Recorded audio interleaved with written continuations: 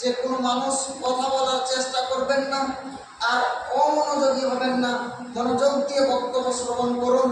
ইনশাআল্লাহ আজিজ আপনার কিছু উপকার হবেই হবে। আর এখানে গল্পই করবেন না কেন? কেননা যে এখানে আমি একটাও কোনো বানানো কথা বলবো না ইনশাআল্লাহ।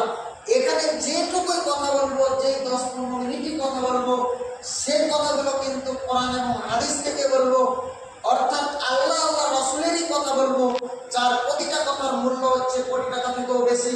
আর এত মূল্যবান কথা বলবো আর কেউ কথা বলবে, এটা কিন্তু হয় না। আমি বক্তব্য দিব, আমার বক্তব্য চলাকালীন কোনো মানুষ যদি কথা বলে তাহলে আমার বরদাস্ত হয় না।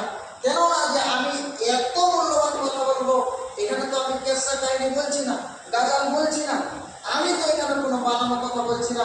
আল্লাহ রাসূলের কথা বলবো আর আপনি অমনোযোগী হবেন, মনোযোগ দিয়ে বক্তব্য শ্রবণ করবেন না, এটা হতে পারে না। এইসব মানুষেরা যারা মসজিদে এসব কথা বলে, অনেক মানুষের এটা চরিত্র যে মসজিদে এসব কথা বলেন, সেসব মানুষকে আমি বরদাস্ত করতে পারি না। সম্মানিত উপস্থিতি, তাই বেশি কথা না বাড়িয়ে বক্তব্য দিকে এগিয়ে যাই।